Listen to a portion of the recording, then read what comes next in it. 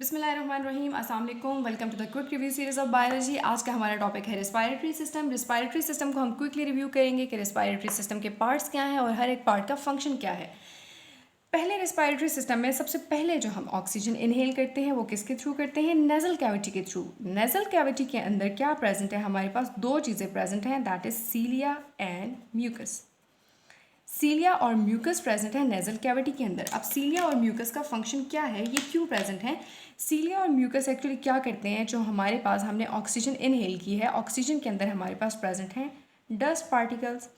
ये क्या करेंगे? डस्ट पार्टिकल्स को ट्रैप करेंगे डस्ट पार्टिकल को। सेकंड फंक्शन क्या है? ये एयर को करेंगे वार्म, क्योंकि आपकी जो एयर है एटमॉस्फेयर के अंदर वो कोल्ड भी हो सकती है। हम किसी भी इन्वायरमेंट में जाते हैं तो उसको मेंटेन करना, बॉडी टेम्परेचर के अकॉर्डिंग उसको करना, ये कौन करेगा? ये सीलिया और म्यूकस जो हमारे पास प्रेजेंट है नेजल कैविटी के अंदर वो। तो नेजल कैविटी के हो गए दो फंक्शन। फर्स्ट, ये क्या करेगी? डस्ट पार्टिकल्स को ट्रैप करेगी, और सेकेंडली ये एयर को वार्म करेगी।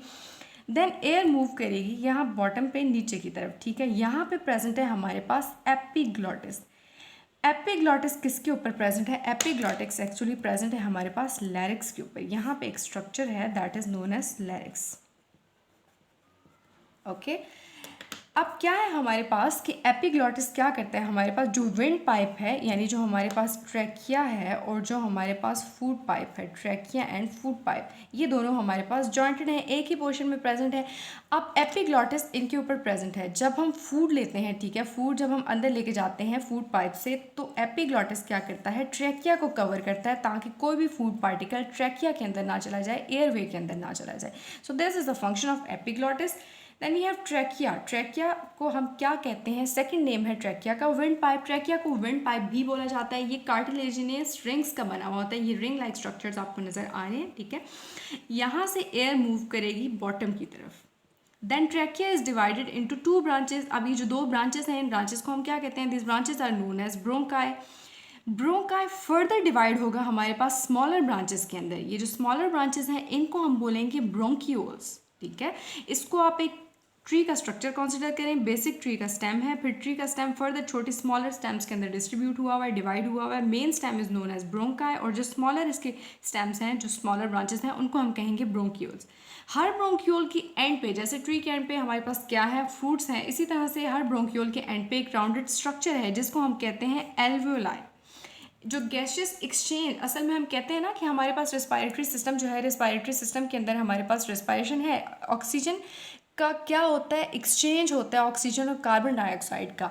और यहीं पे हमारे पास क्या होती है? प्योरिफिकेशन होती है। किसकी? ब्लड की प्योरिफिकेशन होती है। प्रीवियस लेक्चर्स में बताया था कि हमारे पास जो डीऑक्सीजनेटेड ब्लड होता है उसको पल्मोनरी आर्टरी लेके आती है। कहाँ लेके आती है? लंग्स में लेके आती है। यहाँ पे ब्लड प्योरीफाई होता है और फिर पल्मोनरी वेन के थ्रू दोबारा से हार्ट में चला जाता है। अब इसकी एक्सचेंज कैसे होती है? यहाँ पे हमारे पास जो स्ट्रक्चर प्रेजेंट है, this structure is known as alveoli. Alveoli को अगर हम इनलार्ज करें तो ये है एल्वियोलाई का स्ट्रक्चर। एल्वियोलाई को सराउंड किया होता है ब्लड कैपिलरीज ने। यहाँ पे है हमारे पास ब्लड कैपिलरीज। ब्लड कैपिलरीज क्या है? थिन वॉल्ड है। इनके अंदर क्या है? हमारे पास एक्सचेंज होता है किसका? ऑक्सीजन का और कार्बन डाइऑक्साइड का।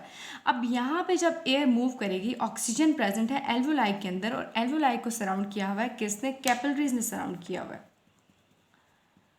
कैपिलरीज के अंदर क्या प्रेजेंट है? हमारे पास डीऑक्सीजनेटेड ब्लड प्रेजेंट है। Deoxygenated blood. अब ये डीऑक्सीजनेटेड ब्लड क्या होगा? ऑक्सीजन को इनहेल करेगा, इनटेक करेगा। ऑक्सीजन को किससे इनटेक करेगा? एल्वियोलाई से। It takes oxygen from alveoli. Alveoli से क्या करेगा? ऑक्सीजन को अपटेक करेगा। ऑक्सीजन अपटेक करने के बाद ये क्या हो जाएगा? Oxygenated. It is converted into oxygenated blood. इसने खुद क्या किया? ऑक्सीजन ली और कार्बन डाइऑक्साइड इसने क्या किया? दोबारा से वापस कर दी, ठीक है। अब ये ऑक्सीजनेटेड ब्लड कहाँ जाएगा? पल्मोनरी वेन के अंदर।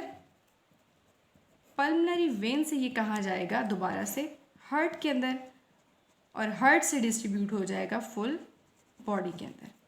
दिस वॉज द मैकेनिज्म कि किस तरह से ब्लड हमारे पास प्योरीफाई होता है और रेस्पिरेटरी सिस्टम किन किन पार्ट्स पे कॉन्सिस्ट करता है और हर पार्ट का सेपरेटली फंक्शन क्या है हमारे पास। Thank you so much.